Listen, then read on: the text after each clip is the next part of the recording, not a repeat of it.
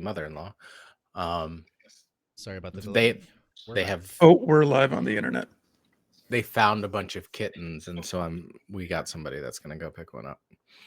Welcome back to Academies. Easy now. Easy now. Happening. Yeah, so stuff happened. I don't know. I don't know where we're at. I tell you, a 15-minute break is like might as well be 2 hours. Or 30 seconds. Yeah. Cool. All right. So you guys have some clues. Just to quickly recap, to help. You met with the herbalist that lives at the edge of the forest, the elder, the blacksmith, Tommy, and Tommy's mother. Something's happening in the forest. People don't mention the lady. The one person you asked got a nosebleed when you tried to force her to go into the basement. So what's happening there? The blacksmith did have to repair the water wheel, help repair the water wheel. So we don't know what's happening with that either. And go. The water wheel is in this building that we're in? No, the water It's attached to the mill. It's in the creek. Yeah. Yeah. It's in that creek. That creek over there. All the Should other we areas. head to the creek, see how the water wheel's doing? Actually, yeah, that's a good point. Do we want to? So the On the way? Yeah. Kind of. Is the creek closer than the Cassie's house, or? Very much so, yeah. And you have to cross the bridge anyway to head towards Cassie's house. Let's investigate. Sure. Yeah. Go ahead and you can give me investigation on that water wheel. Not for me. Group effort? Not me. No way. Investigation. Ooh, yeah. Call it out. Yeah, not 16 from Catlin. Okay. Much like the blacksmith. I'm like, It's there's for a me. wheel there Yeah. and another wheel there. Mm-hmm. Yeah. Is that a sluice? What's a sluice? 0. I got a 0. Yeah, like 16. I guess 16. It looks brand new to you, so yeah, no, you can see for over 15, you can see the damage, you can see that it was repaired. You couldn't say for sure whether like the damage was intentional just based on what you're looking at, but what he said seems to be accurate. Is there a miller here?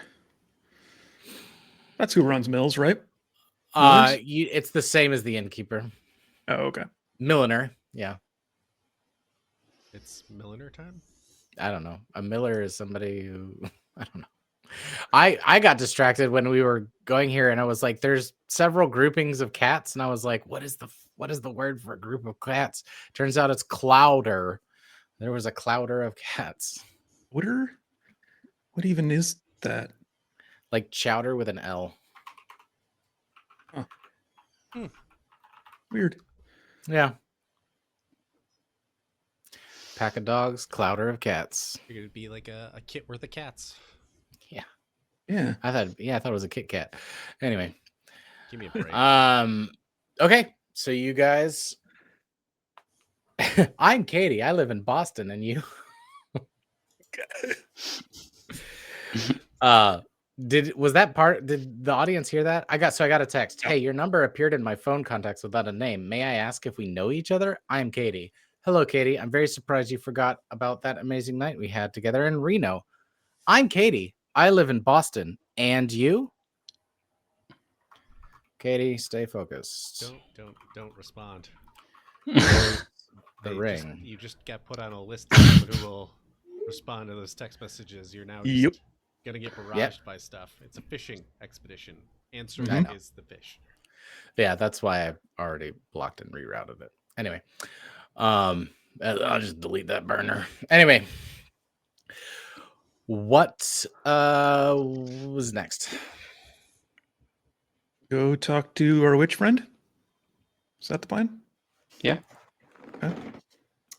Okay. Well, So we saw the damage we saw at the mill, but The innkeeper's the only, like, no one's manning the mill. No, it's when it's time they have people that do it. It's not like it's not running 24/7. Guess that makes sense. Okay. We're not harvesting 24/7. I'm gonna take your word for it. I rolled a 4. I do want to do a The perception. bigger operations go 24/7, but anyway. I'd like to do like a perception check or something on my party members to see if like has Ketlin become a more roguey rogue, things like good that. question. I put on a few pounds. They've been feeding us. Stop Right? sizing me up. Go ahead and give me a perception check. Okay. Oh, unless you want to use your divine sense, because we kind of rolled on your divine sense. So if you want to do that again, you can. Oh, okay. I already rolled perception, which wasn't good. Okay. 11.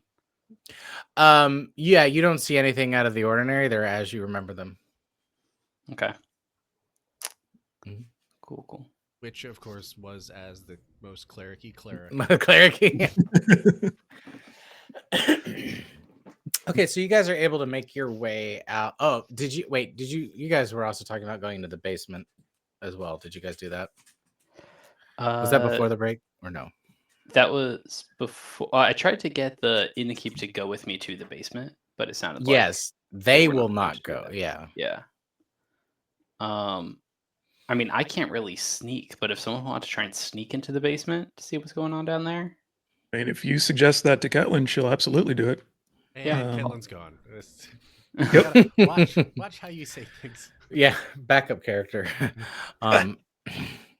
Okay, go ahead and give me stealth. Okay. Last game, I think that you gave me a cloak of elven kind. Oh, he's gone. That I'm gone? means no, you're here. Oh. Dom's gone. Oh. The person who gave me the cloak. That's right. But so she's gonna put her hood up, and that gives me advantage on stealth checks. Full advantage on stealth checks? So you wear this cloak with the hood up. Oh, you pull the hood up. Okay. Yep. You have wisdom checks or perception checks to see you, have disadvantage, and you have advantage on dex stealth checks to hide. That's too nice. Give it back. Yeah. Nope. Too Okay. late. Nope. Go for it. Stealth with advantage. Oh, that was the random loot table that I was like, what the hell is happening? Yep. It was a D100 loot table, and you guys got 2 wondrous items. All right. Anyway, sorry. Your rolls, please. Again. 18. Yeah. Stealth. So you're able to get in there. You find the root. It's like a hatch that goes down into the root cellar, which is very typical in these areas. That's a natural way of keeping things cool. When you get down there, it's very dark. Do you have dark vision? Yes. Yep. Yeah. Yeah. So you're able to see just stacks of supplies. Very like it's the most basementy basement that's ever basemented. They've got the crates and the sacks of potatoes and stuff like that. But in the back sort of corner, you see there is sort of a blue light that's kind of emanating from that corner, but it's behind stacks of stuff. Well, I'm gonna have to go check that out. Is there also just more celery than you've ever seen in the cellar? As it's the most celery cellar that's ever celery. So you stalk towards the blue light. Nice. And thank you. And as you get closer, you see the light is sort of flickering and moving, and you see a ghostly apparition of a cat that is weaving its way through these crates towards further back into the cellar. Does it notice me? It doesn't seem to notice you. Me? Okay. It's not reacting to your presence at all. I'm going to stay hidden and try and follow it if it's going somewhere. Okay. It weaves its way through all these stacks and sacks of supplies, and as it gets closer to the wall where there's nowhere else for it to go, it turns and goes it walks into, like, the apparition walks into one of the crates and vanishes from sight. Well, that's weird. What kind of crate is it? It's a wooden crate that has rope handles Cratiest on crate top. that's ever created? Yeah, It's okay, all right, I the get it. most stereotypical crate. It's a crate of oranges. No, it's yeah. I'll carefully walk up to the crate, take a good look at it, and be like, is this, if it looks like a normal crate, I'll try and open it. Yeah, it's not locked at all. You're able to lift up the handles, and what it is a crate of herbs, and it has this very pungent, minty, like it almost smells like decaying mint. And it just assaults your senses, and you will not be able to smell stuff for a while. That's how bad it is. Mhm. But there's no cat in here, right? There's no cat in there. Yeah. I'll look around. Is there any other invisible or like glowing cats around? Nope, not at all. Is there like anywhere that it could have gotten out of this crate? Like dig through the really smelly stuff a little bit? You're able to pull the crate, you pull everything out of the crate, look at the structure of the crate. You can tell just by handling it, like there's no like false floor or extra dimension to the crate. It's pretty much just wood hammered together that is holding herbs that are Okay. packed in straw. So, but you can pull through it, and it's like, aside from the smell, which is now on your hands and clothes, like, Huh. Well, that's weird. I guess if nothing else is happening down here, I'll put everything back in the crate, close it back up, and yeah. then knock on the crate. Hello? Anybody in there? There's nothing happens. I'll go back to where I saw the cat in the first place. Above the board, have you tried going pss, pss, pss, The third eye opens. Yeah. So you can walk back through the cellar, and there's no paw prints, evidence of the cat, anything at all. Happy to roll a perception check or investigation, but it was like a ghostly apparition of a cat that walked into a crate, one specific crate, and vanished. I got a natural 1 in investigation for a 2. Yeah, you're like, unless you had seen it, you wouldn't. Right. Yeah, there'd be no evidence of it. Huh. Well, I guess I should. Is there anything else down here that looks valuable or useful? You could steal from them if you wanted, but That's what I'm asking. Anything good? No, you don't see anything that in your, because you know how to case a joint. This is like a supply cabinet. This is not a target. Okay. Like you know, like maybe there's a locks box in here with like 10 gold, you know. Right. So Not worth it. Okay. Right. Then I'll head back up to the group and be like, I smell terrible, and I saw a magic cat that disappeared. Okay, though you probably will crush it, stealth back coming out of the cellar. Please and thank you. With advantage, I get 2 11s for a 19. Okay. Yeah, you have this like, you do this like really cool move where you like pop open the cellar door enough that you only have to touch it once. The momentum swings it up, and you slip out and catch it before it slams shut, and then gently close it. Stand up, pull the hood back, and walk back in like you were just coming back from the latrines, and no one even suspects a thing. except for we assume the latrines because you stink. Yeah. Yep. There's definitely people noticing how you smell now. Cool. Well, time. Yeah. I'll fill everyone in. Be like, I saw an invisible cat, a glowing cat that walked through a crate and disappeared. And what was in the crate? Whatever makes this smell. Did you? It smells like you have it on you. Like you're holding it in your pockets. No, I just kind of like rooted through it. It was like minty stuff. Yeah, bundles of herbs is Overwhelming. Yeah. Bundles of herbs. You didn't bring any back?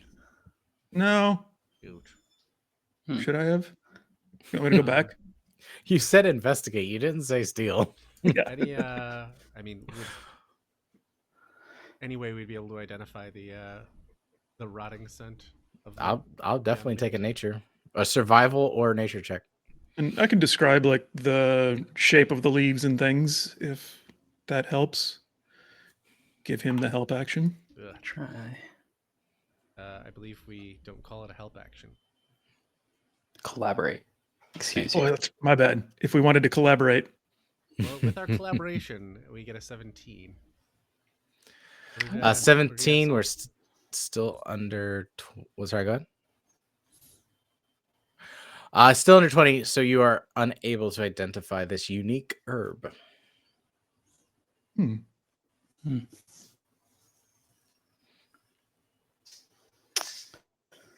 want me to go Could back I and get tr- them?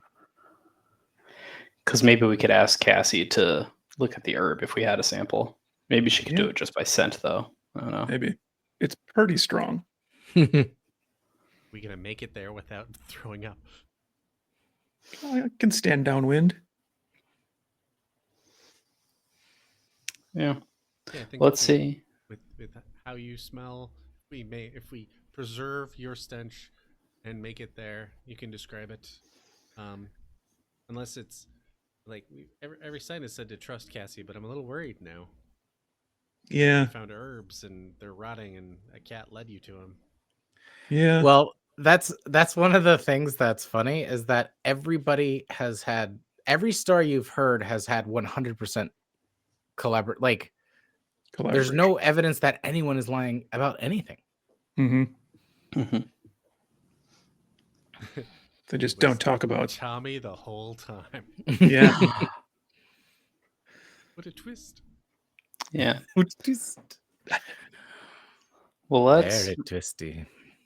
Regardless, I think we want to talk to Cassie. So, Yeah. yeah, let's just head that way. I think so. Okay. If there's a trap, the only way to root out a trap is to spring it. Yep. Okay, so you guys know the way. I look over to Ketlin to just make sure that that's true. I mean, it's the easiest. It's not the safest. just because it's symmetrical. And that rhymes, and you know it rhymes. Yeah, absolutely. So you guys are able to make your way there. You know the way. And you can approach the cottage. You see the door opens again before you get there in the same way, and it's the same old guy who is leaving, and you hear like her before they notice you, you hear it's like, I told you, one at a time.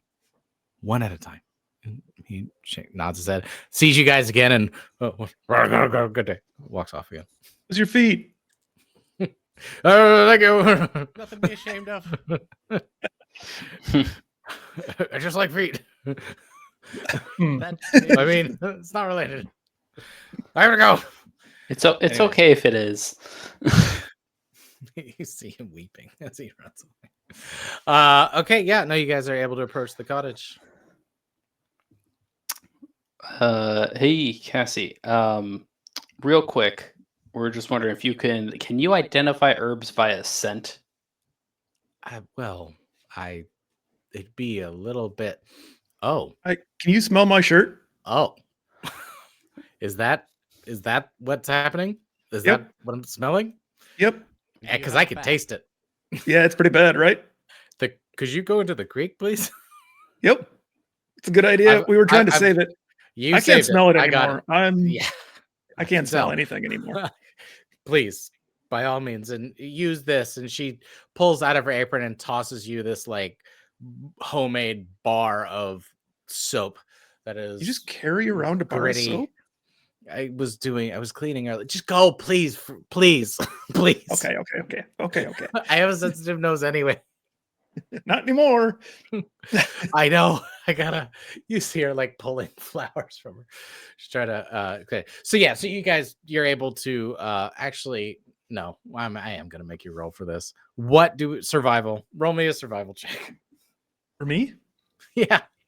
Hmm. See how much of the smell you get off. 13.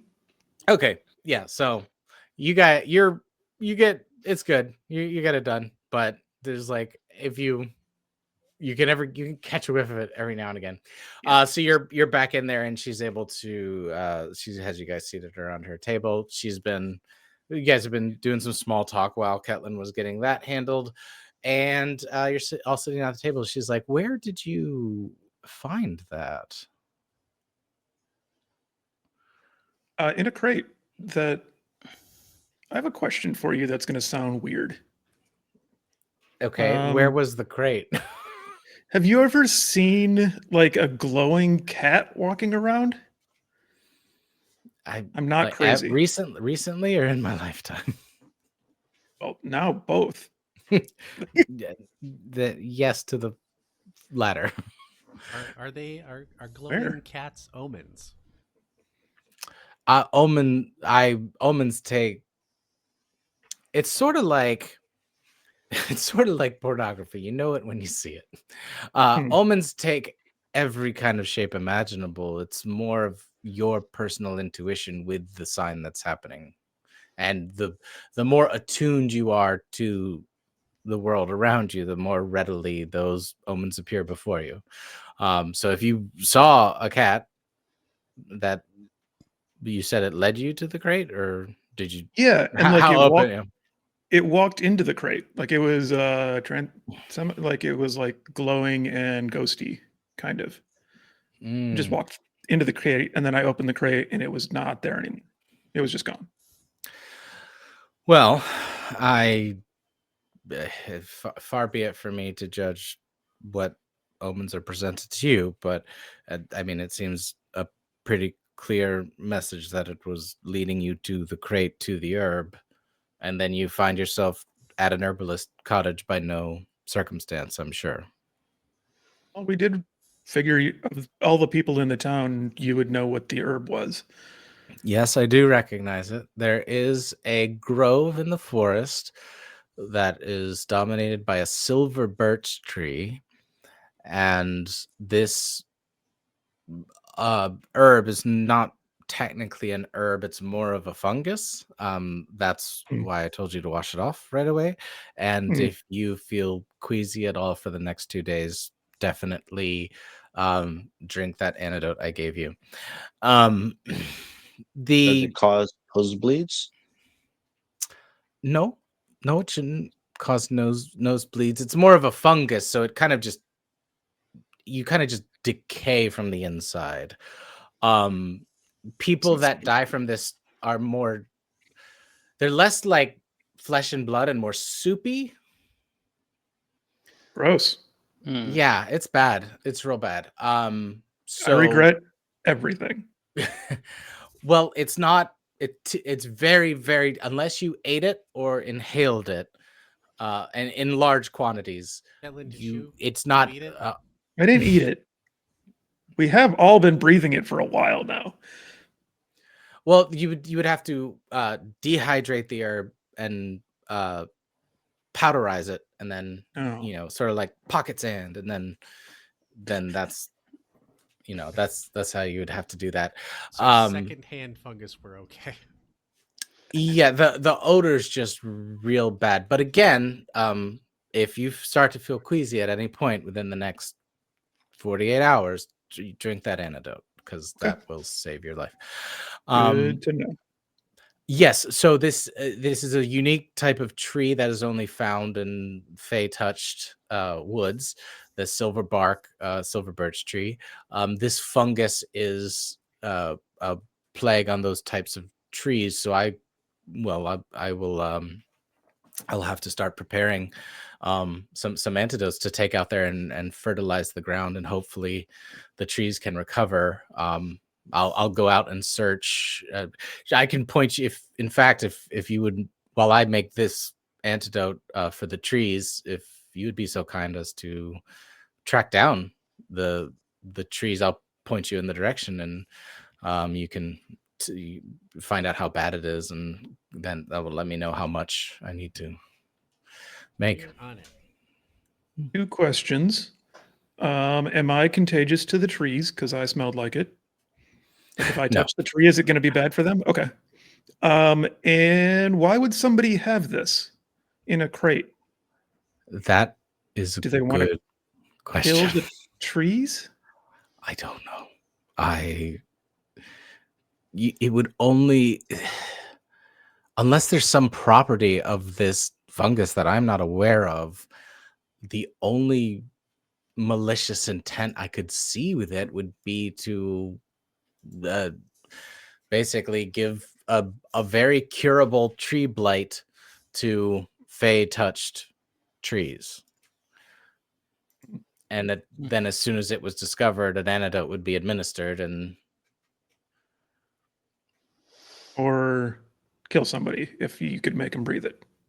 yes, I suppose so. If you'd have to concentrate it somehow, but fungus usually doesn't withstand alchemical Does it treatments. ferment? It could ferment. Interesting.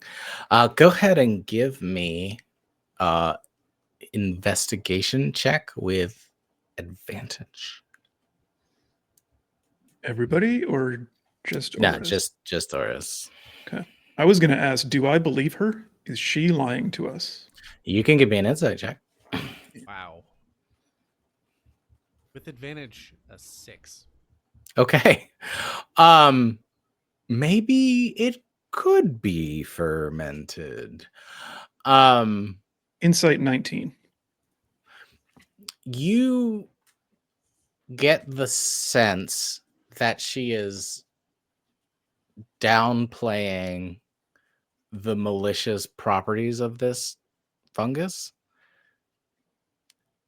but you can't quite tell if that's how she does it to not alarm people. But when you combine that with the fact that she's like, oh, would you go look for it for me, that is what triggers it, rather than anything that she's saying or doing. If it's dangerous, how do we protect ourselves from it? Like if we're going to look for it for you? Well, the safest way for this living fungus to not be impacted by it is to not be a Fey touched tree. So Okay, if you find out. it, yes, if you find it in the wild, you're very safe. It is when from what it's looking like is that somebody's trying to process these herbs. How many crates were in the cellar? Only one that I noticed. Were there more than one? Yeah, so there's a lot of supplies around, and this was just one crate, but you're like, yeah, there could have been more. But Yeah. I mean, the crate you saw was big enough to be a problem, so it's not like that's not enough to worry about. It's like interesting. I'll have to speak with the elder. Well, it seems like your timeline is a little compressed. I'll go speak with the elder, and maybe we can use the mill to help. I have to go, and she's gonna we'll get out of there. I'm gonna try and block the door. Okay, go ahead and make me opposed athletics. Okay. 24. Okay, you're able to. She rolled a 15. You are able to stop her, and she's like, "What are you doing?" When was the cider festival? It was oh shoot, it was that's so funny. It's right on the. No, because that was full moon, and then. Huh. I don't remember. Cassie, I think you need to sit down. Yes, I think I should. And you see a little nosebleed starts happening, and she is unconscious. You do to her. So I think the answer is this stuff can be fermented, and I think it was already. That And stuff was rotted because it's old. And they drank it at the cider festival Yeah. that I definitely remember hearing about. It's one of the 3 things this town is apparently known for. Cats, cider festival. I know nothing else about these people. Definitely want to go check on Cassie now that she's like passed out and whatnot.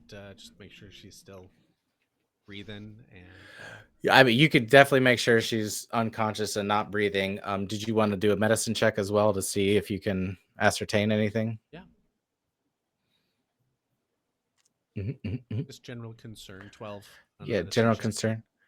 She's fully asleep, and there's no spell that compelled her to fall asleep. This is something else. Could I do lay on hands? I don't know how much damage she's taken, if any, really at all, but I want to give 5 to her because that would be able to cure a disease. So I don't think she actually gets 5 HP back. It would just cure a disease if she has one. Sure, absolutely.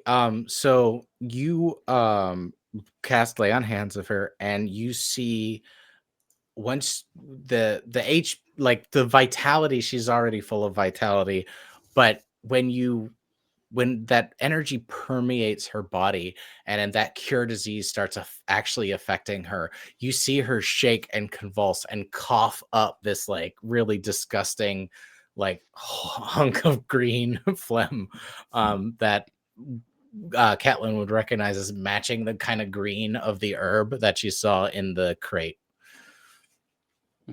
I'll say for flavor, my lay on hands this time is just like patting her on the back, be like, yeah, let it out. Let all the bad stuff out. Yeah. But she doesn't wake.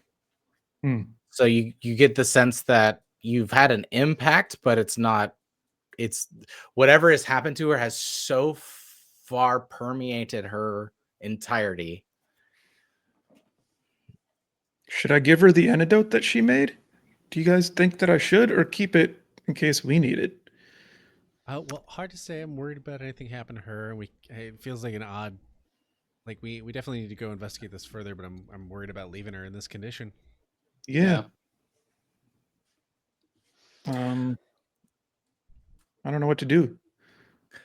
Go ahead and everyone give me a perception check.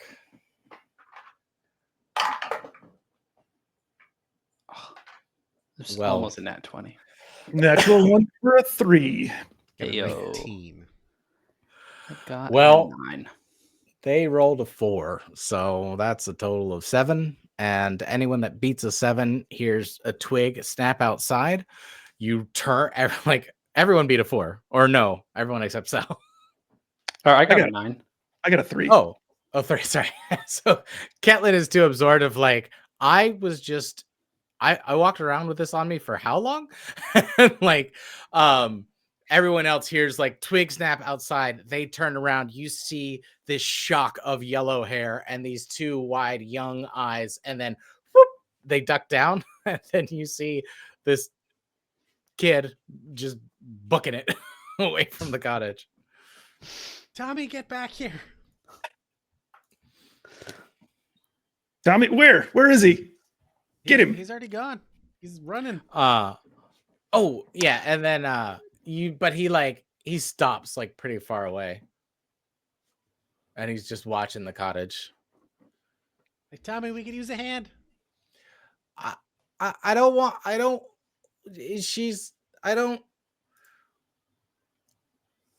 It's bad. It is bad, but we could really use your help. It'd be really helpful. Do you know? you see the kid is like, you know what? Let me make him roll for something. Oh, okay, not bad. Ragnar, You show him your see, hammer again. yeah, okay. Ragnar holds up his hammer, and you see that's like, okay, that's compelling argument. And then you see him stop, and he goes, "What? Who took? Who did I say took all the cats?" You said the lady in the forest. And then as soon as you say "lady in the forest," you see his like he fully relaxes, and he like runs up to the cottage. You said it wasn't Cassie, who needs our help right now. She's sleeping, and I can't, and I started falling because my mom fell asleep, and then I ran to the elder, and then she was sleeping, and I don't know what to do. And you see like no insight check needed. Like this, he was hanging on by a thread to start with, so Mhm. like he is lost, Mm-hmm. and he's basically saying everyone's asleep. Okay, Tommy, Go were ahead. the other children asleep too? He nods. Yeah. Did the other children drink cider at the festival? We didn't have a cider festival this year because the cats went missing. Guys, I think we gotta find these cats ASAP. Yeah. They were making the cider. I'm gonna kneel down. Forget the sleeping people. We gotta save the cider fest. If we don't save the community center, secure the perimeter. Not anymore. You're not. All right. Sorry, Ketlin. Was about to I'm say gonna something. kneel down next to him and say, like, who did you say took the cats?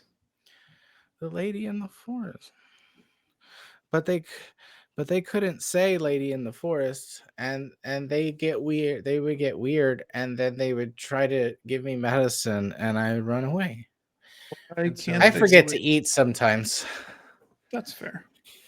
And so this is mimicking the story that he shared with us that we told you. So hmm is consistent with that. hmm Do you know why they can't say it? He And shakes his head no, like he's just. Can I say lady in the forest? Well, you just go ahead and give me go ahead and give me a Constitution saving throw. Ah, hell. Con save. 13. 13. So for a second, you think, well, no, there's no lady in the forest, it was shadows. That's what everyone said. And then you're like, oh no, that's what. Right. Like, but there's a full second where you're confused. I think we need to hurry, guys. I was just confused about a thing that I know. I think our brains are starting to go to. Okay. Do we go back into town? Do we try and go to that grove that Cassie was sending us to? I think if everyone's asleep, then I'm worried about Tommy, but I think we should have him stay here and we go to the grove. Yeah. He's not gonna want to be left alone. Tommy, can you take care of Cassie? No, I'm a child. Yeah.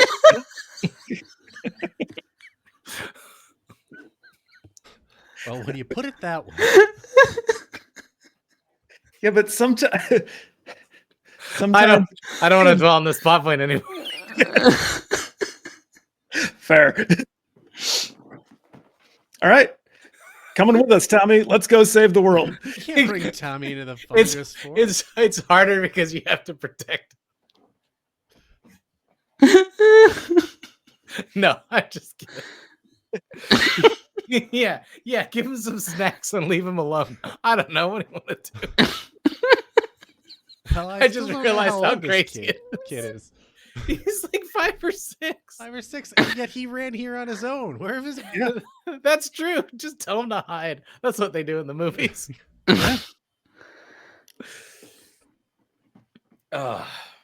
Tommy, where does the lady in the forest live?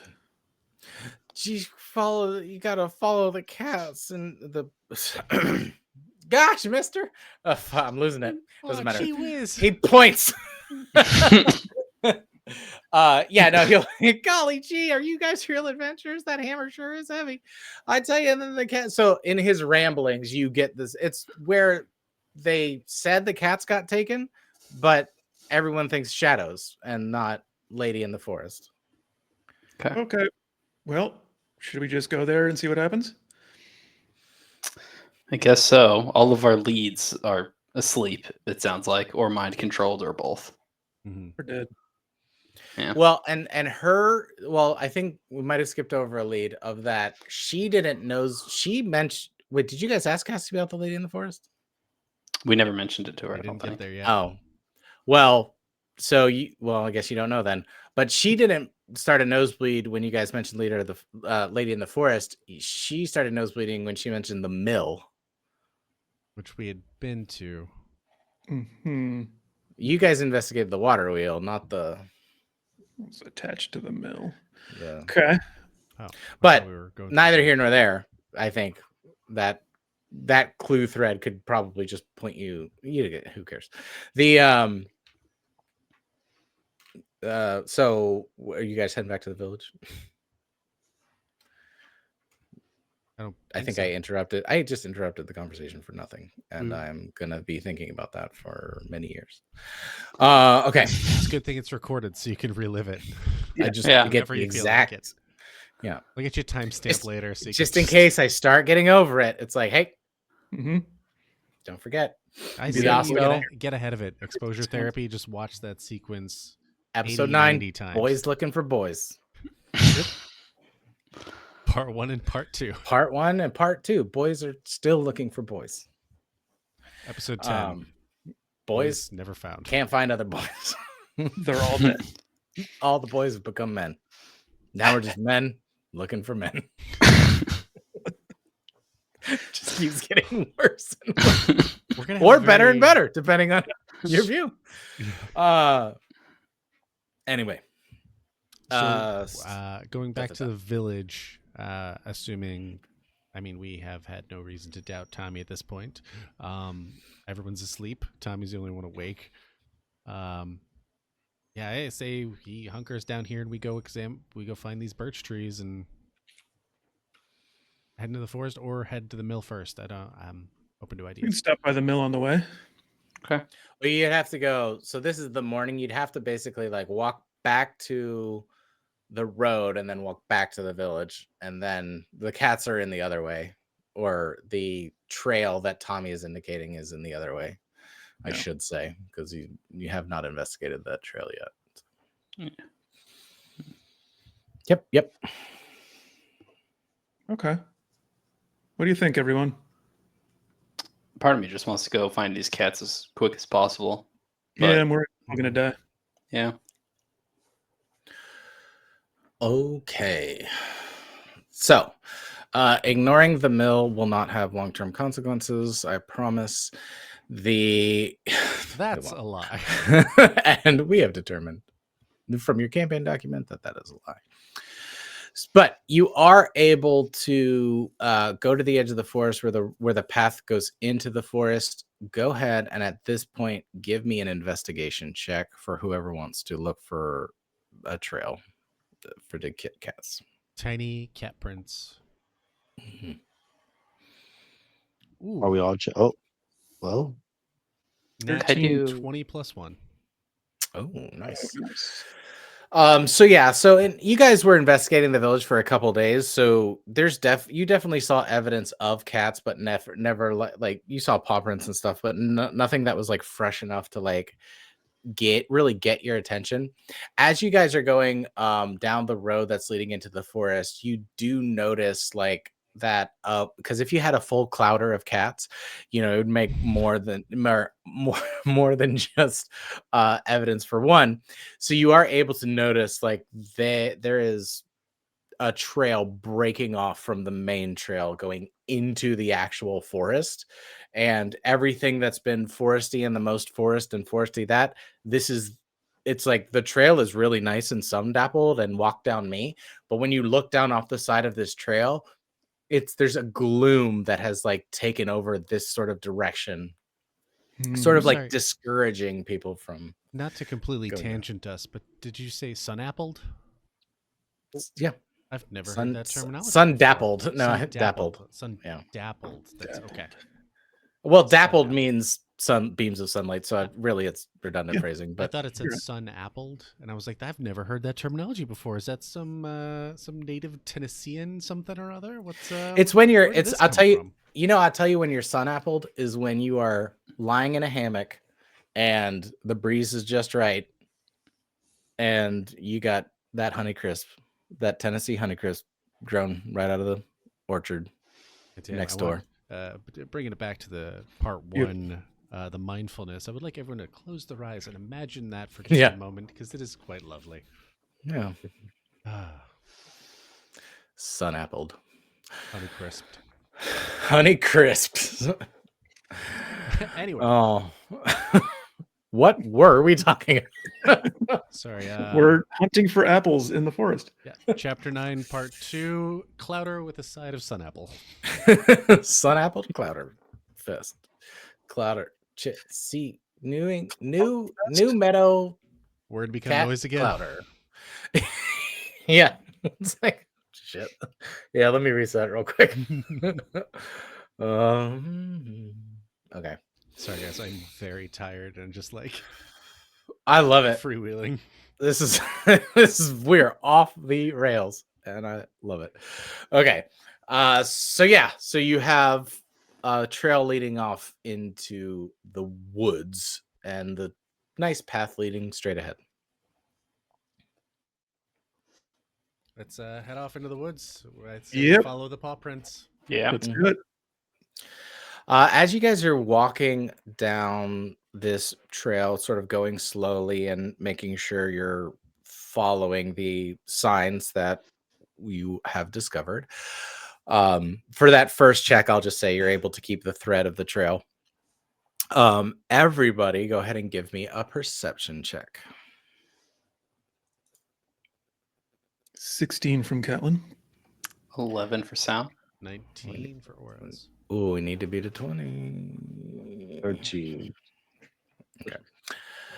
Okay, so you guys are walking through the forest. You don't notice anything amiss. Go ahead. Everyone's going to need to do a Constitution saving throw, but Ketlin, give me yours first because you have a different DC.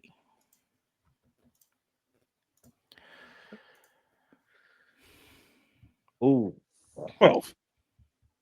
Okay, 3. lucky. Okay, sorry, Ragnar, you were 3. Yeah. Okay. And then who else? Oh, Ketlin. Sorry, Auras. That's huge. Okay. Sal also got a 3. 3. Nice. Okay, so Sal and Ketlin, you guys have where like you have sort of lost the thread of why you're in the forest. I turned to Callum. Hey, do you remember why we're here? I think just because it's a nice day. Oh, it is a nice day. It's a really, in fact, this is like the nicest day that's ever been nice dayed. Yeah, it's really nice here. The It's nicest, really nice. nice day. Yeah. Yeah.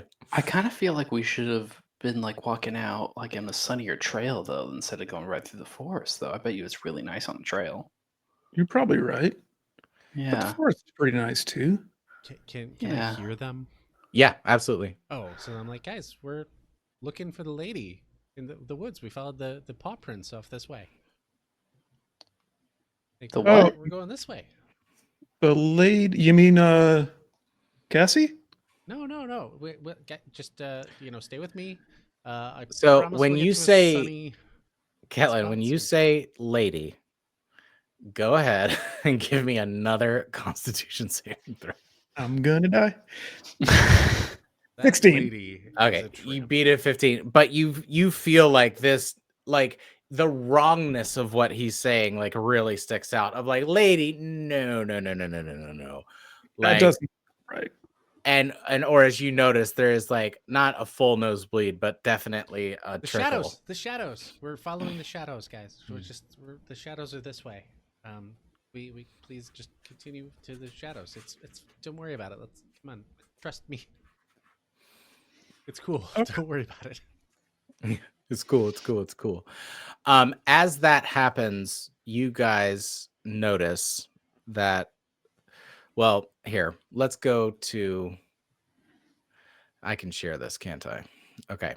So as you are trying to pull them out of it, you look further down this trail, and what you initially thought of was like you following the path of animals. You can actually see like this is an overgrown trail, like it was an actual path that people walked that has like stopped being used, and standing on that. It's a Mhm. sorry. It's a fairy trail. Yep. Because it's so not to tangent, but if you've been in like an apartment complex where everything's all perpendicular and like very clear cut sidewalks and whatnot, and then there's like a trail where it's just been like beaten because people take the preferred path. That's a fairy trail. Mm-hmm. Yeah. Hmm. I've also heard them called elephant trails, that where it's like or wait, no, that's specifically for like when sidewalks don't match what people walk. Huh? I don't know. Yeah, like in like if you've seen like a sidewalk come here and then there's a worn path where people cut the corner, it's where design, I think it's like a Danish term or something for like elephant trail, of like where it's like humans wouldn't naturally walk in the way that it was designed, so they just kind of did their own thing, and enough people did it that it wore a path into the actual thing. I believe Mhm. the fairy trail is Irish lore. Oh, cool. Hmm. Well, you live and you learn. Aye. So I had to be on the right thing. Are you hitting the share? We'll bring it up and describe it. Absolutely. So, standing in front of you on this fairy trail is a figure that is clad in this flowing green garb, and it's natural material and clearly woven. She has long, flowing white hair that is defying every kind of gravity, and she is looking down at the ground with a curious expression on her face.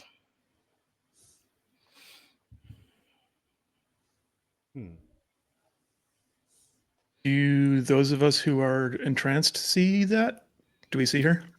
So, good point. Thank you. Ketlin and Sal, once you notice that Orez and Ragnar are staring at something in the fairy trail, what you guys look forward and you see this shadowed trail, and it's very heavily obscured in front of you, but you don't see Why did we stop? Yeah, what are we looking at? You guys don't see that? See what? See what? Shit. What do I have? And as you guys are debating that, go ahead and get into D&D Beyond maps, or yeah, Buzz Market. Who cares? We switched. all yeah.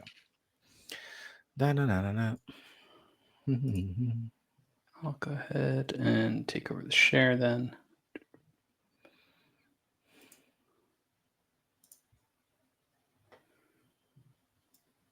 And we move to map. Wait, Oh, it didn't. take it away.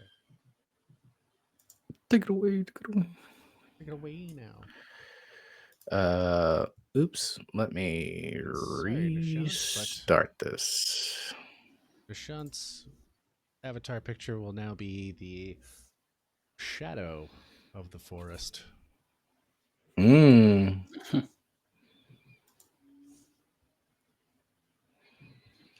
Why it's not picking up what I'm putting down? Okay. And then as you guys are going through this forest, you see the figure up ahead, and then emerging from the tree line. Mm. Guys, there's a named one. Yep, I see it. Yep. Okay. Go ahead and roll initiative. Okay. You guys better get ready, because it's about to go down. Why? There's nothing here. Yeah, I It's don't know what all y'all are here. looking at. Yeah. So, Catelyn and Sal, you do see the shadows moving ominously towards you. You do not recognize what they are, but you, if you want to attack any of them, unless you handle what's happening internally, you will be attacking with disadvantage. Okay. Okay, and away we go. So initiative. You guys don't see the initiative order, right? That's what we figured out. Correct. So it's gonna Yeah. go Orez. Orez is up first. Sal, you're after one of the people. Okay. So I take a look at these bugbears, and so we're at this clearing. We've got the lady of the forest standing at the back, and this group of bugbears in front of us, and my my team doesn't seem to realize what's going on there. So I'm quick to think of the only thing that I can to get the bugbears to be a little bit more obvious. And I point at the first bugbear I see, and I say, "Heed my command. I need you to grovel and yell at the top of your lungs."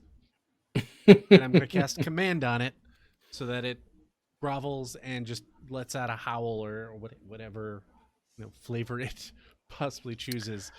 Absolutely. And is that So what it makes a wisdom? wisdom saving throw of 14, please. Very good. Wisdom saving throw 14. It adds nothing. It fails.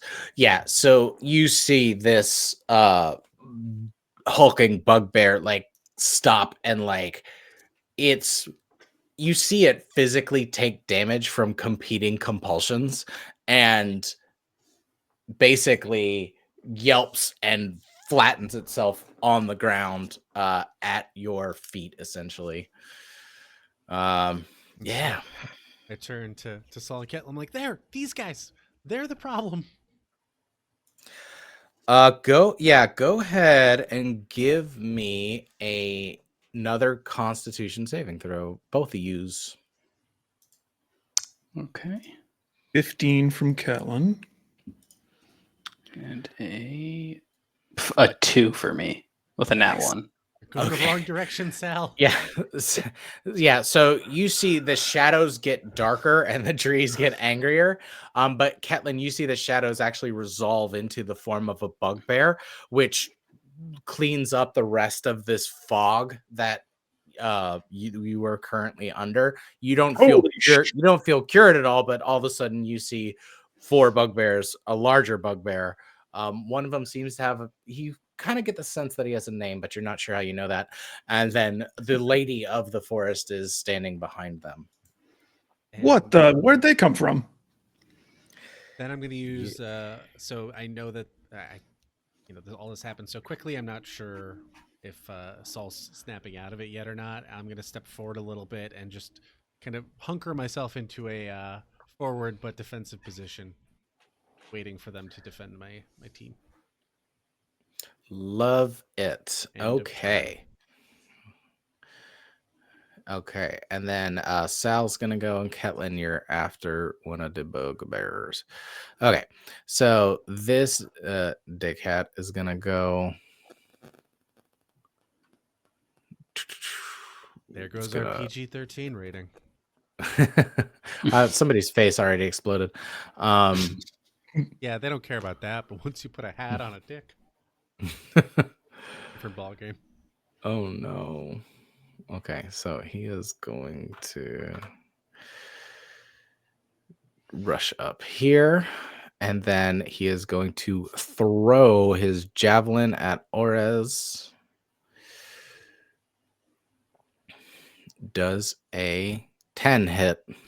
Nope. Or sees it coming and slaps it away with his little buckler, and is kind of surprised that he slapped it away. Like, whoa. Yeah, you see, they've been whatever they've been doing. They're quite used to catching people unawares. So the fact that you clocked the attack at all, like, surprised him.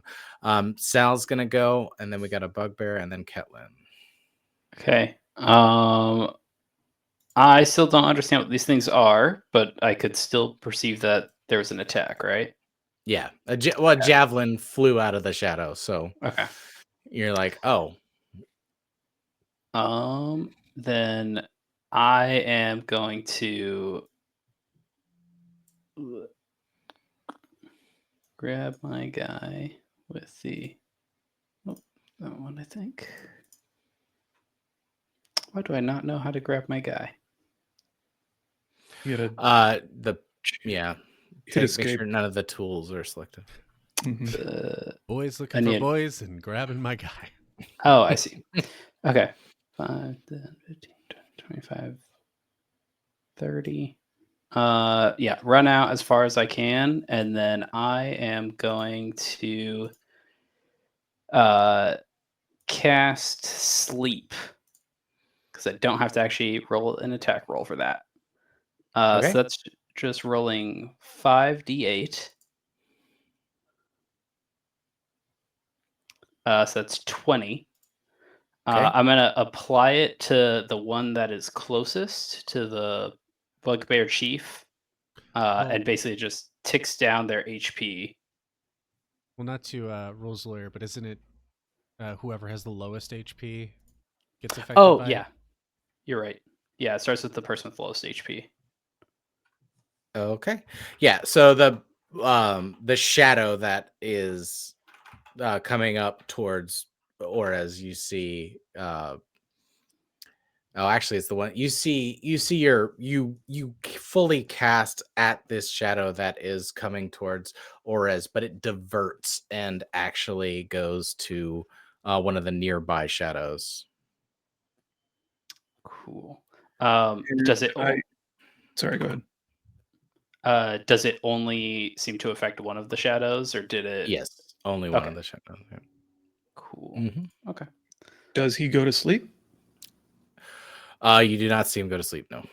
Oh well, had to try. Anything else in your turn, sir? Honestly, I think that was a stroke of brilliance to even try that. Yeah, no, because it certainly beats the disadvantage problem. Yeah.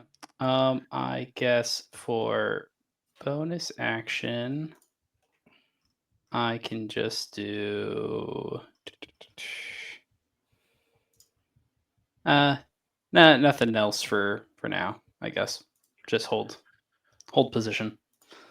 Okay. All right. So you see this shadow back here move. Okay. Let's. Oof, not enough. Then they're going to throw their javelin at Sal. Does a 16 hit? No. Okay, that's a miss. Ketlin, and then Ragnar, you're going to be after a couple of the bugbears. Okay. Ketlin is going to do her rogue thing and duck in behind. Wait. Gotta select my person. Duck in behind these trees. Let's go this way. Okay. Love it when Ketlin does her rogue thing. That's Mm-hmm. what she She's becoming the roguiest rogue that ever rogued. did. I can see all of them now, right? Like I snapped out of it. Yes. Okay. Bonus action hide. Give me that Stealth. stealth. 28. Nice. She's a ghost. And then Stealth. Stealthiest stealth that ever stealthed. and then with advantage, she's going to attack the closest bugbear. For a 25 hit, which is 25. 20. So that's a crit. Okay. It hits. It is? Oh, good. Rolled really poorly on damage for 4 plus. Wait. Yup. No. Well, if you're doing 1d6 plus 3, it's 6 plus the roll plus It 3, right? should be 2d6. I don't know Did like you that. crit? Did you sit the crit damage? I don't know why it's. Mm, Did not do your sneak attack damage. Burn by. I'm going to do this instead. I don't understand. Okay. I'm just going to roll it. Can I just roll 2d6? Yep. Yeah. There's one. And then the other one. So 5 damage plus 3 is 8 damage. Plus the 12 for the crit. Okay, yeah. So you see this bugbear that is like acting really drowsy. Basically kind of like veer into your arrow so that it hits it harder, and it passes like straight through its head and kills it. Nice. I got one. I can see them. We got one. Okay. Anything else in your turn? I don't think so. Nope, that's it. Oh, wait, I didn't roll sneak attack. Oh, well, it's dead. Yeah, you couldn't kill it any more than you did. Yep. Okay. Yep, that's my turn. And so this one is gone. I know This Oris is a one. little bit taken aback by how quickly that one just got decimated. It was like, oh, God. Straight through the eye. That roguiest rogue. It's not a joke. Yeah, this bugbear runs up and is attacking. Does a 15 hit Orez? No, Oris is just so small that he's able to just like turn himself basically into a quick stick, just standing up straight in this. Yeah. Goes right All past right. him. Well, And I'm in a sentinel react to that one. So Nice. attack with disadvantage. all right. With disadvantage roll. No, only a 9. Yeah, so this shadow is approaching Orez and goes for him. You're able to swing at him, but no damage is dealt. Ragnar, you're up, and then it's gonna cycle back to the top of the turn order after the bugbear.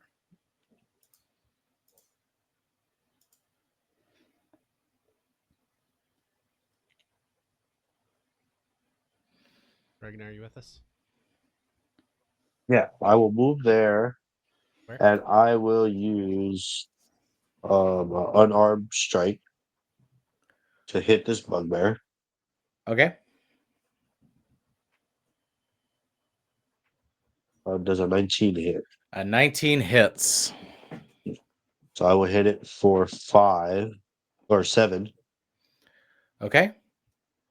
and then I will use a key point to go Fury of Blows.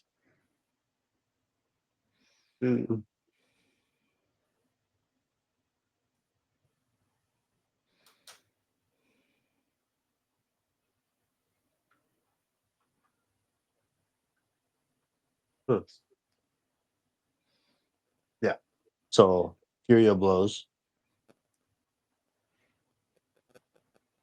10 to hit. 10 does not hit.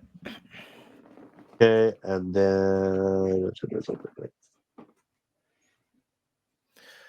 it'd be another one, right? No one's been hit yet, right?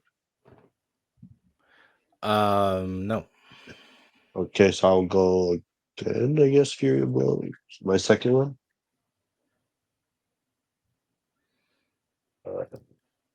Sure. Well, Okay. so I if I'm not mistaken, Fury of Blows is 2 unarmed strikes. So running Fury of Blows, like you either hit or you don't. I don't think you get 2, Okay. but I'm not sure because I'm not seeing what you're looking at on your character Well, sheet. because So. I have another. I have Hand of Healing, so if I use Fury of Blows, if someone was hurt, I could hit and I could heal. But since no one needs healing right now, I was just going to use my double attack of Fury of Blows Let me as a bonus. see. Yeah. I guess that would be my. If it hits or not, it would mean if I did 2 or not. I guess. Yeah. Let me see. But yeah, so in between, something to look into. Fury. Sarah was muted. With Flurry of Blows. Flurry. After you take the attack action on your turn, you can spend 1 key point to make 2 unarmed strikes as a bonus Okay. action. So I think it would be. You do roll twice. Yep. Good to know. Okay, so Give him the old razzle dazzle. Give him the old razzle dazzle. well, I did roll a second time for 12 to hit. Okay, yeah, 12 does not hit. Okay. Good stuff. Anything else on your turn, sir? I believe that's That is it. Okay. Yep. All right, then this one is going to. Oops.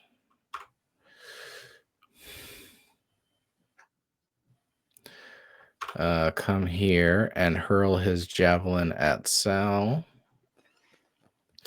Does an 18 hit? Nope.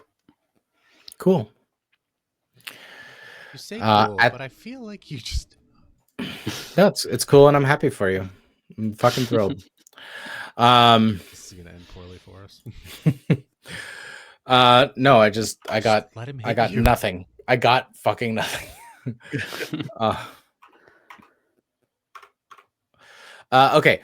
So at the beginning of the turn order, you see this figure step forward, and basically contemplate these bugbears that have appeared out of nowhere.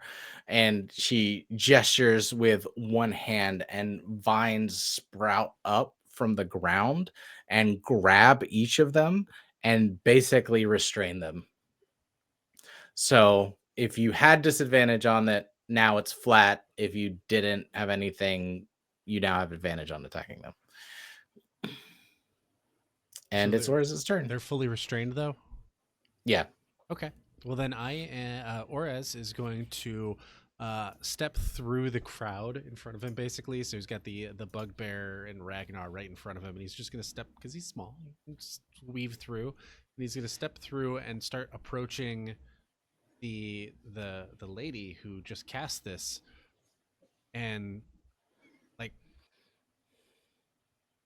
try to address her and say, why are you helping us? Are you what? We have many questions. What are you the one who took the cats? You see, she trips over all of his words.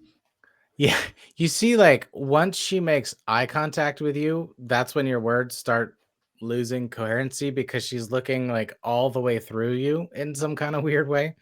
I don't But like this you feeling. see her, she tilts her head kind of like curiously at what you're saying, but otherwise doesn't respond in the midst of this combat. You have very limited time to do what you want with your turn. Then I turn and I go ahead and I pluck 2 threads out of the weave that connect to Ragnar and Sal and wind them together, and I'm going to use my channel skill of Emboldening Bond to give them an additional D4 on attack roll, ability check, or saving throw for the next 10 minutes, and say, well, I'm against the murdering of those who can't fight back, but also these things were trying to attack us, so I don't know how much it's gonna really stop us from doing anything negative at this point. Yeah. So yeah, I was just like watching the D&D show of like you describing this. I was like, this is so awesome. Oh, cool. So they are emboldened and bonded. Is And that once again, that's a D4 to any Mhm. attack, ability, or saving throw, and that's going to be Orz's turn. cool? The bigger bugbear in the middle. So Sal, you'll be next, then Ketlin, then Ragnar. Bugbear's going in between. The bigger bugbear, that's the chief looking guy. You see very restrained. Let me make. He's got to make a check for this. Not just gonna give it to him. He's gonna do strength, and we'll make it DC to shit. Okay. So you see him struggle against these vines that are constraining him, and he's able to pull out a little vial of greenish looking material that is suspiciously similar to the antidotes that you were given by Cassie. And he drinks it, and that smell of mint and rot is assaulting you again.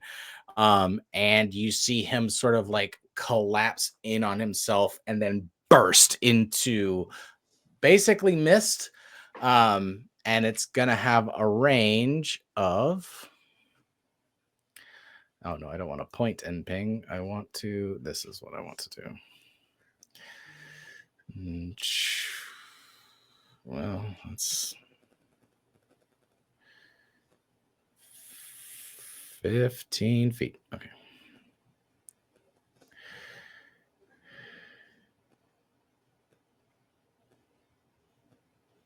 Oh, okay. Just Orez, please make a Constitution saving throw. Really tested my constitution this match. DC 15. 17 on the die. Oh, Or, okay. well, sorry. That's a 11 on the dice for a 16 because I'm all about that con. Yeah, so he fully explodes, and you see this mist like pour, like just boom, and you like instinctively like, oh, don't breathe that, and Ew, it's all over you're me. Nope. you're like, nope, nope, nope, nope, nope. Thankfully, the rest of you guys are okay, but that dude is dead as shit. So he just blew himself up, basically. Mhm. Weird. Yeah, they their rolls fucking sucked. They they haven't been doing shit. He's just Okay. trying to spore us. He just yeah. felt. This one is going to jump towards Sal. No, sorry. This one is going to attack Ragnar because he wants to. Does a 23 hit?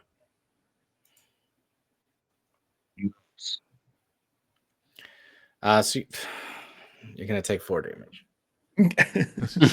I really wanted someone to throw a shield or something to. Sorry, 6 damage because No, you said 2d6 4. plus 2. Yeah, but he's now so it's happy. 6. Okay. Let me have this.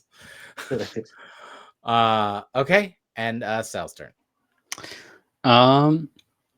I am going to. Is the one directly next to me still fully restrained? Yeah.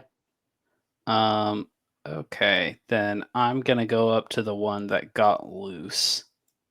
Oh wait, hold on. Yeah, the other one couldn't do anything either. Would a 16 hit, Ragnar? Yes. Okay, then still take that damage because he didn't roll with disadvantage. All right, please continue. Okay. So they're all still restrained, but they can do ranged attacks still. Okay. Well, no, he's standing next to him. Yeah, he's within range of his melee. Okay. Okay. Can you look at the Discord chat real quick?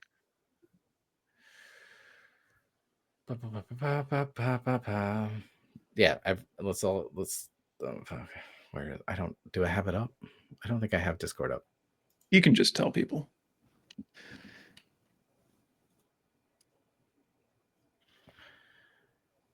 Oh, right.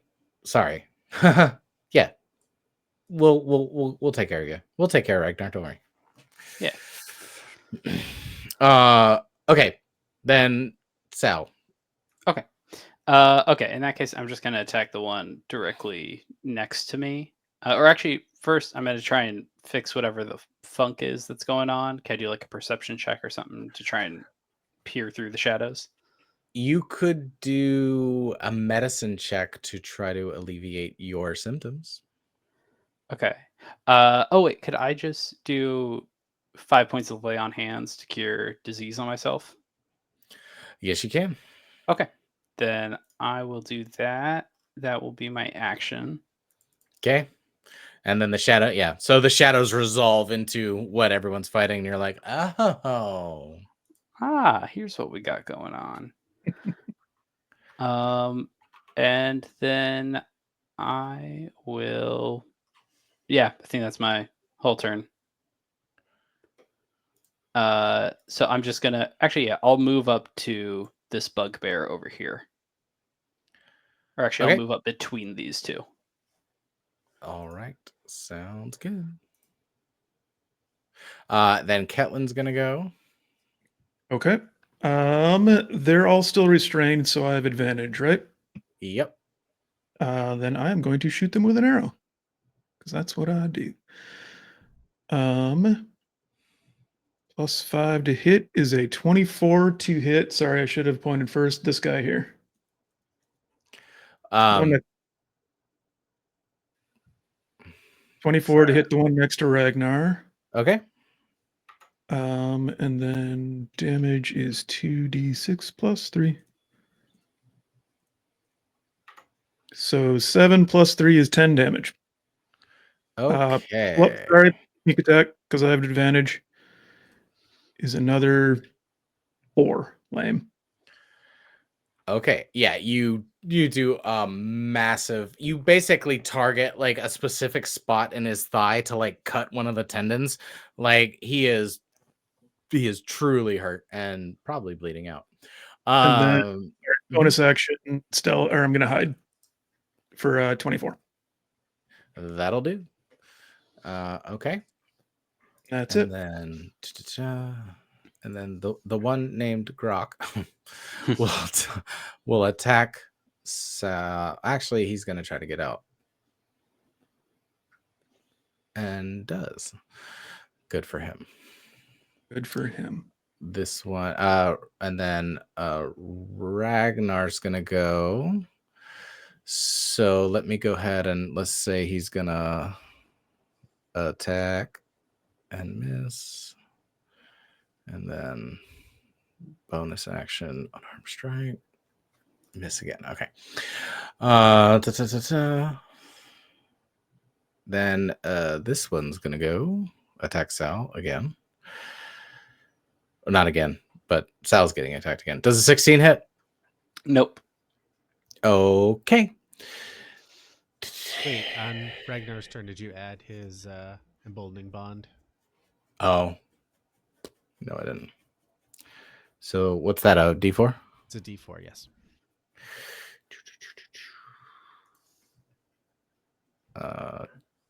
2 to the first one would have been. And for those at home, Ragnar had to step away for the evening, so he had to dip out, which will be covering the role of Ragnar Stone for the rest of the evening. Yes. Both misses, even with the emboldening bond. So top of the turn order, you see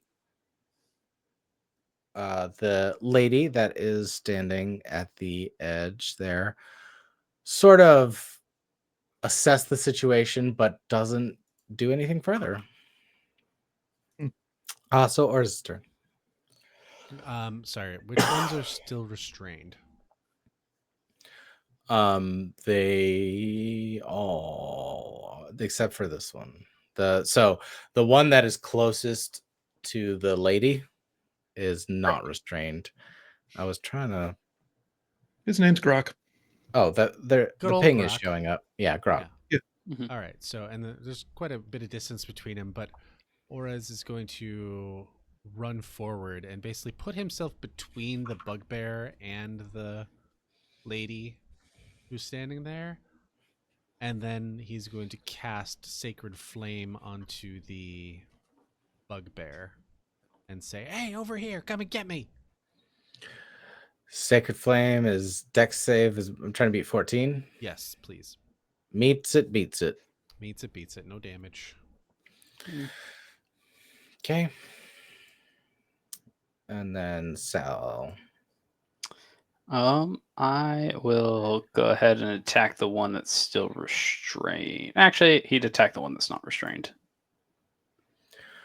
Okay. And roll that attack. Oh, come on. 16 to hit. 16 meets it, beats it. Nice. Roll for damage. That's going to be 7 damage. Oh, good. So yeah, you hit this thing so hard it is on death's door. Okay, and that's all for my turn. Okay. Then it's gonna attack you back. Okie doke. It's gonna miss. Ketlin. I'm already hidden, so I am going to short bow this dude. Which Um, one? The one by The one next to Ragnar again. Okay. Short bow. 20 to hit. Not- 20 I'm hits. just gonna go ahead and call it now. And then there were 2. So that is 3d6 plus 3. I wish that I could. Can I not do the thing? No, that's not a thing here. All right, we'll just do it like this. So that's a 9 for the plus sneak attack is another 9. Go 18 ahead hits. and describe what happens. I think just like the last one, it's just arrow through the side of the head, thunk, and it just drops to the ground dead. I feel like the better description is that rogues are pretty broken at level 3. At early levels, yeah. Sneak attack is real powerful. Mm-hmm. Yep. And bonus action hide is also broken because I'm going to just do that again and now I'm invisible again. Yeah. It's- Yeah, well, we're having fun. All right. So this one. I mean, we're having fun. I didn't know you were having fun too. But I'm This glad that everybody is. bugbear is going to attack Sal now. Key crit. Is, Okay, good. The named one or No, restrained one? it's the Restrained one that detects a disadvantage. Don't hate me. no. It is. It is him. It is him. That's the one that it's. Yeah. Ha ha. It's the unrestrained one. Grok? So it's Grok? Didn't It's Grok Grok. just go? no, the other one went. Wait, Yeah, Grok attacked me, I thought. they're both attacking you. Oh, okay. Okay, so this Grok is unrestrained. This one is restrained. Yes. It's worth a shot. Okay. Well, good thing I got a nat 20. Again, it's 15. They realize the fight is lost and try to run away, but he's restrained. Go ahead. Oh, and then that's Ragnar. So is it typical standard like you try and run away when you're restrained and you just like fall over flat? Yeah. Now he's prone and restrained. Yeah. Let's see. 4 and a 7. Let's see. Is he running up to one or the other? Yeah, he's. And then Fast as fluff, boy. fast as fluffy. Okay, and then nope. 4 and a 2, so he misses. Okay. Then Grok's gonna go, and he is unrestrained. I'm just the little guy over here. You can totally get me. He misses. The lady does nothing again, and then it's gonna be Orez. Then Sal, you're gonna be right after, and then Bugbear. All right. So Orez is going to play that same song, and once again, Sacred Flame, Grok. Okay, Grok, let's do it. 19. I'm just gonna hold my surprise that Sacred Flame didn't hit.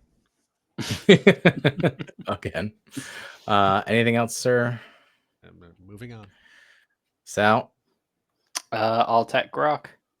It's a Cool. good thing I'm mostly a pacifist because Sacred Flame is the most pacifist spell you can have. Yeah. I'm trying to help, but I just can't hurt it. Just can't hit him. Only a 13, so I miss. Okay. That Anything is else all in your for turn, me. sir? That's okay. Yeah. Then Grok. Grok went. Grok's gonna. No, we're new turn. So Grok is first. Okay. Rocks be rocking. Groks be grokking. They're gonna do the same thing because now he got a nat 20 Oh, okay. to Sal. So 24 hits, I assume. Yeah. Well, and that 20 always hits. Yeah. Yeah, I was thinking of but I'm so mad that it like fell apart so fast. This was gonna be a lot harder if they didn't suck. So you take what is that? 13 damage. Oof. No, sorry. 11 damage. 11. Okay. It's a crit, right? Yeah, but I rolled it wrong. So it's 7 plus. I can't see your rolls. Oh, okay. It's 11. Yeah. Catelyn's turn. Okay. Grok just hit my friend, so I'm going to shoot him. Hopefully. Short bow, 24 to hit. It does. So 5 damage plus sneak attack is another 11 for 16 damage. He dies again. He sees you shoot an arrow at him and sees that the end is here and that their entire plan fell apart. So he actually, before his arrow can get there, like cuts his own throat, and then your arrow goes through his eye. So he dies like twice in a real quick succession. Most And then you, respectable. yeah, most respectable. He's like, "Yep, I see what's happening." Yeah, it's here. Anything else in your turn aside from hiding? Yep, I'm gonna move over here and then hide. Yeah. Let's do We're that. only Style. 15. 15. Hey, wait, hold on. What So is there? She maybe can see me. Oh, well, she could have. Yeah. The bugbear don't though. Yeah. Okay. Oh, sorry. You said Grok. Grok's dead.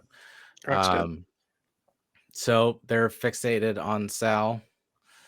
Does an 18 hit? Nope. Cool. Go ahead and kill this one then, Ragnar. Let's see. If he can, though. Yeah. I'm rolling bad for him. That's a hit for sure. Good. Yeah. Don't forget about the emboldening bond if you did miss. I'm adding it mentally. Oh wait, no, you have to roll. Yeah, you do. Never mind. I I was like, rolled I was 1d4 adding 4. in my head. He's Like, plus 4. He's Plus adding 4. it in his head, just rolling it in his head. We trust. Rolling it. Yeah, you guys roll a lot. It's a statistical anomaly, actually. Okay, so he hit him, did 8 damage. He's gonna hit him again. You see, oh, nice. For truly a second, I was like, well, I don't need to know how much he beats by because I was thinking of crits in Pathfinder. Oh, that's wrong. Damage. Haha, he rolled a 1 for 3 damage. So yeah, you see Ragnar come up and like do 2 like body blows that like use all of his like momentum so that he is like fully grasping like his body and his movement and like these unarmed strikes and almost fully like causes so much internal bleeding that he kills this bugbear, but the bugbear is still standing, but looks like a stiff breeze would knock it over.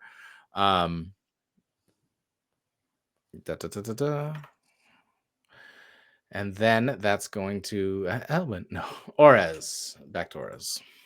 All right, so Orez is going to walk closer to up. Whoa! She just like floats backwards as I step closer. Yep. Like, hey, Get back here. just are the cats okay? And as Oris is walking forward, he just like sacred flame, and like behind him to throw the sacred flame at the bugbear that's restrained. This one's the one that's gonna hit. Right, it has to, doesn't it? He rolled a 9. Ah! Finally. So then he erupts in 8 radiant damage, Nice. Fully killing him. and Oris isn't even looking. Oh god, how he's changed. You see Ragnar like look at his fists like, did I? In fact, roll perception. He rolled a nat 1. He fully believes his fist caused radiant damage. Which is so funny because soon it will. If you only believe hard enough. That's right. He's a monk by accident. Mostly. Oh my goodness. Okay. Bugbears are defeated as if there were any doubt. You do notice though, like as you approach this figure, they are maintaining this like distance that seems to be completely tied to how close you are to them.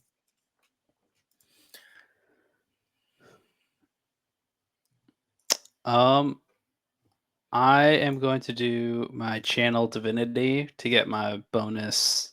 Oh,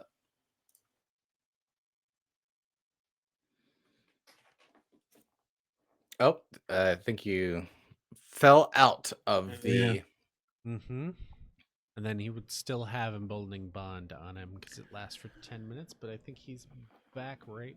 No, yep. Maybe nope, still frozen. Still Yeah. frozen. You're good. You're here. The video's frozen, but Yeah. Well, there's 2 of Or them is it, now. or is it back? Oh, okay. Cool.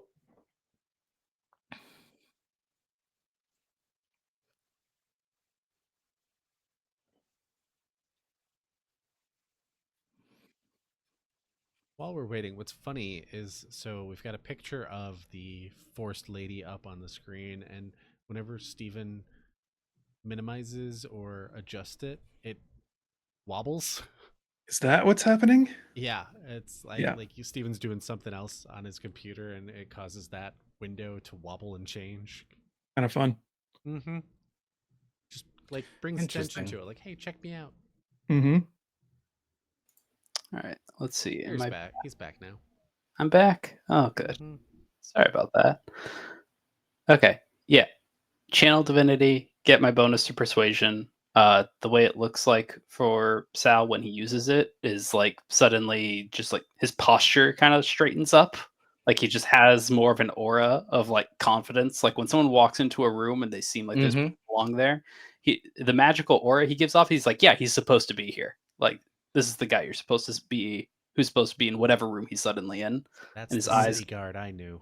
yeah, his eyes glow a little bit blue, and he goes forward and is just like, thank you for your help. Would you mind coming closer over here? We could chat. What's your name? You see, yeah, go ahead and give me a persuasion check. With And emboldening bond, since I think we're still within the 10-minute range. yes, Yeah. Mhm. Okay, so that is persuasion. That's a 14 plus a d4, which is another 3, so 17 plus 5. So 22.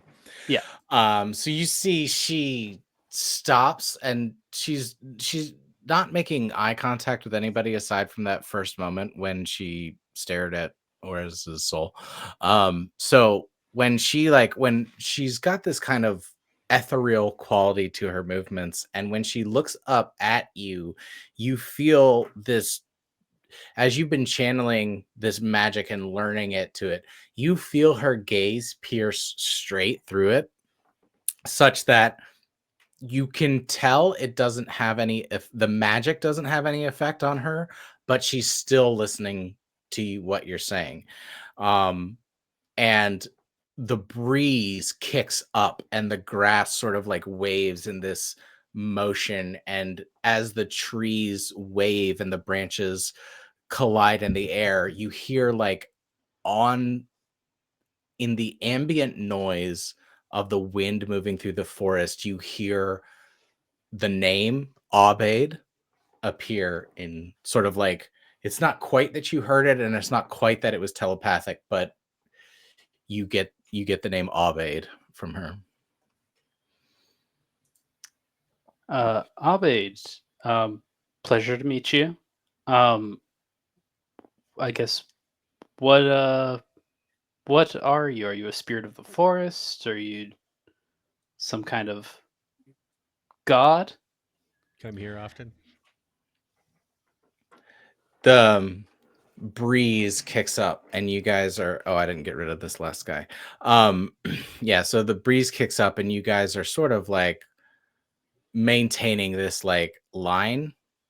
Or Ketlin, are you, sorry, I'm moving everybody. Are you guys, is Ketlin trying to be like any kind of stealthy with it, or?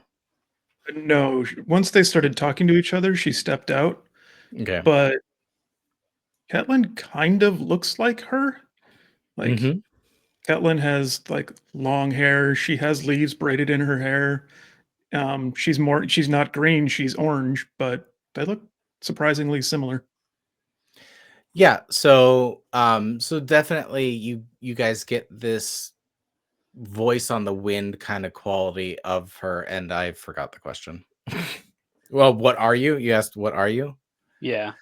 And on the whisper is like, what is anyone?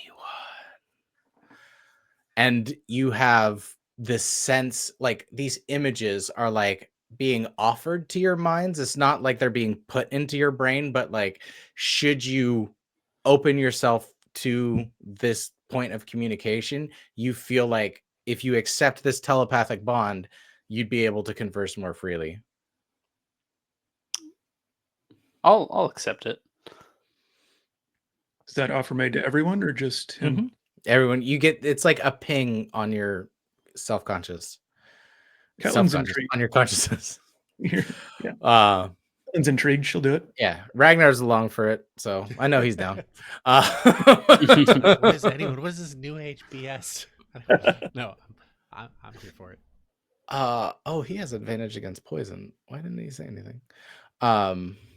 Character sheets are complicated. There's a lot of. He did actually. Oh no, sorry, that's right. Okay, because it's not poison. That was the other thing. Yeah, Never it's mind. like I just got fully distracted. high constitution stuff. Going into, yeah, but it's because that's why I wrote it all down.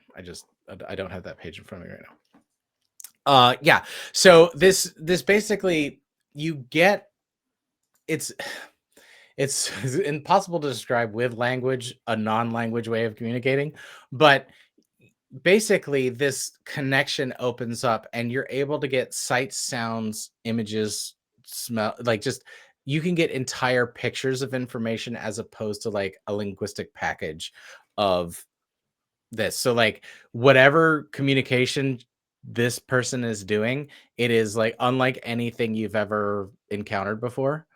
But you don't sense any malice with it. But if you ping your divine sense at all towards this person, you would get just a flood of deific energy coming from her. In fact, go ahead and everybody give me a history check. I have advantage on that from the research I did. Yes, sir. I was about to say that. Yep. Thank you, sir. 11 from Catelyn. 11's good. 16. I go with the 22. Aha, 22. So beating the 20, what you remember is that in your research, you were researching, because you were also researching proto-druids before as well. And what you remember when she says the name Abed is you remember one of three sisters known as the tripartite primus that were but basically, as it says, before the first era, before the laws of magic were written. Oh fuck, where'd it go? The tripartite primus, before the laws of magic were written, the primus was the force that moved things through the planes. And then after time, as magic began to settle and striate into the material plane as you know it, and the abyssal plane, and like all the celestial domains and those kinds of things, what kind of survived in that aftermath were these primal creatures that have basically they're entirely made of magic and can essentially cast spells at their will without actually casting things. And you know that when she says Aubade, the one that's referring to is Aubade of the Unseen Wilds, as one part of the three sisters that make up the tripartite primus, which is the echo of the spirit of magic before there was magic, essentially. And I guess trying to ascertain some meaning. What does that mean to me? So this would be just like this would I be the recognize her as same. super powerful and just able to cast stuff. Do I recognize them as positive deities, negative? Connotation like that. Absolutely, good questions. Thank you. Yes, please steer my explanations, because I will go off the deep end. Yes. So what this means is, in conjunction with the proto-druid research, is that the type of magic that they were trying to harness was primal magic. It is the laws of magic were already written at this point, but they were still manipulating them as like more of a shamanic, mystic, oracle type in the chaos. Right. And now you have schools of evocation, schools of, it's like there's a way to study magic now that was like just non-existent back then. And it was like combining intuition and natural science, and it's very harmonic with the thing. The other thing that I'll point out is nothing about these creatures is exceptionally powerful from what you know, just that they seemingly never die and always are found on like the fringes of society, like a small village that barely anybody goes to. Like you would never find them in a city, unless something like crazy world events. They are sometimes seen on the periphery, but what their connection is to the event, no one's ever been able to ascertain. So it's really just kind of folklore at this point, because they don't really seem to like enact crazy magic, if that makes sense. So Oris steps up a little bit, and he's like, "Listen, I came here to chew candy and save kittens, and I'm all out of chew candy. Can you help us save some cats and the rest of this town, if you see it in your wisdom?" And then you see she contemplates what you've said. Do you want to? Let's do a persuasion. Listen, I felt that was extremely persuasive. That it was good. It shouldn't even need to have this rolled. It's a 16.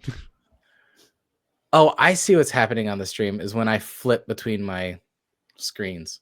Yeah, because you're on a not to give away the ghost, but you're on a Mac, right? So it always does that little like wobble shrink to expand. So every time you do it, it just like blub. Yeah, gives a little blub. Yeah, it's a feature, not a bug. So the Yep. Yeah, so for 16 you stop, and like there is definitely like a feeling of laughter from the sound of the trees, and she just gestures to follow and starts walking further into the forest. But in that like really cool floaty kind of way, Yeah, not she's like walking, but not even like bobbing. The glide, Mm-hmm. That is she going downstairs? So my and on that cliffhanger, we'll pick it up again next episode. But as we follow. As you follow into the forest. Bye. But no, what I was the glide that I was thinking of is when Galadriel comes down in Lord of the Rings, Lothlorien. She just like glides down so easy. Yeah, guys, hang up. Stop watching the show. It's done. I'm gonna talk to these guys. You but to Ferris Bueller this, like, why are you still here? Yeah, don't. This is not fun. But no, so my partner, who is amazing in every way became even more amazing because she was like, I've never seen the extended version of Lord of the Rings. And I said, what? And she said, well, because like I never know what's going on. Do you mind if I ask questions? And I was like,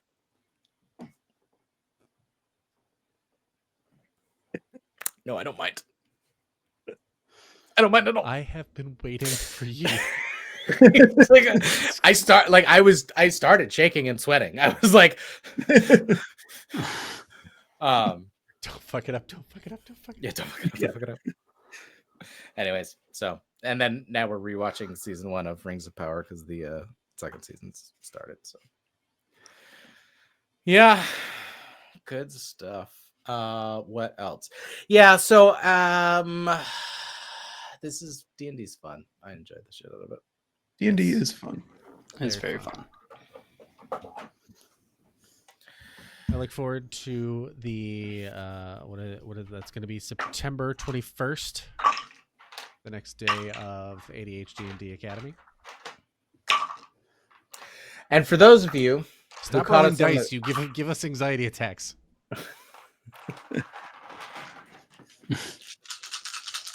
That's a lot of dice. Cut it out. so many times.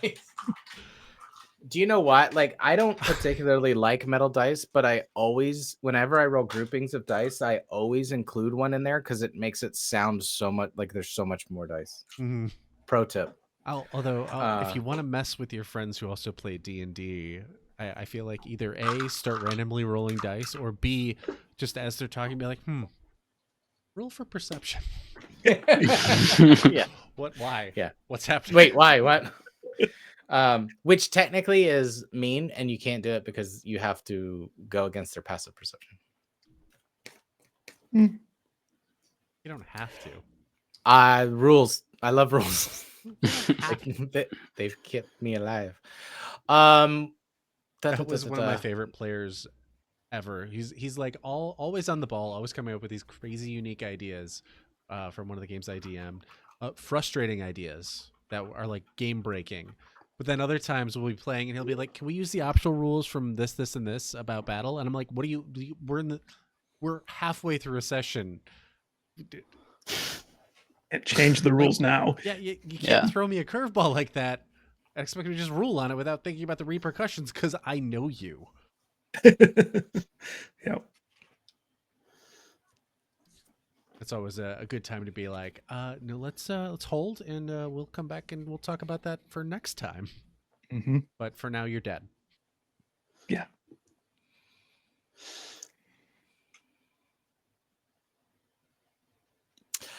I'm glad we took the time that we did to get through the village, but I am so excited for this next part. Oh. That's what took most of the time. So And are we then- just blindly following the forest lady Yep. further deeper into the Everything's forest? fine. She's obviously our friend. Yeah, nothing Yeah. bad can happen. No. She's gonna bring us. To a Well, I will city. say, I was jumping off because we were running out of time, but we'll just pick it up and then you'll get to wonder until Yeah. um No spoilers. the tripartite primus. Da-da-da. And again, thank you everyone for watching. This episode has been brought to you by Mindfulness. Take a moment and exist. That's all.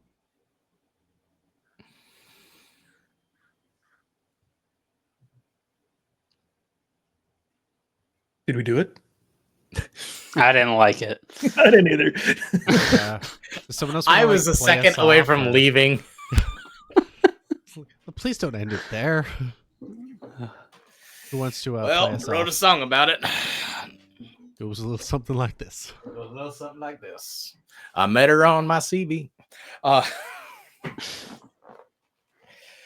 No, it's just I was like sprint. I don't know. We hadn't played in a minute, so I was really excited to do it. And now it's like that, like the air has been let out of that tire, and I'm just like, oh, okay, I'm done. We're still on, but I'm Mhm. done. Oh yeah, this is all making into the Extras. recording. Well, I mean, it has been the most episode-y episode of Of episode that's ever episode. It's true.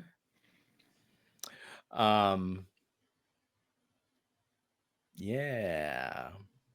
What if the show never ended and we never left? Oh, sick! More cheap viewers. Well, from the rest of us at ADHD&D Academy, that was Steven, and we hope you have a good rest of the week. Oh, and then there were two. Bye, everyone.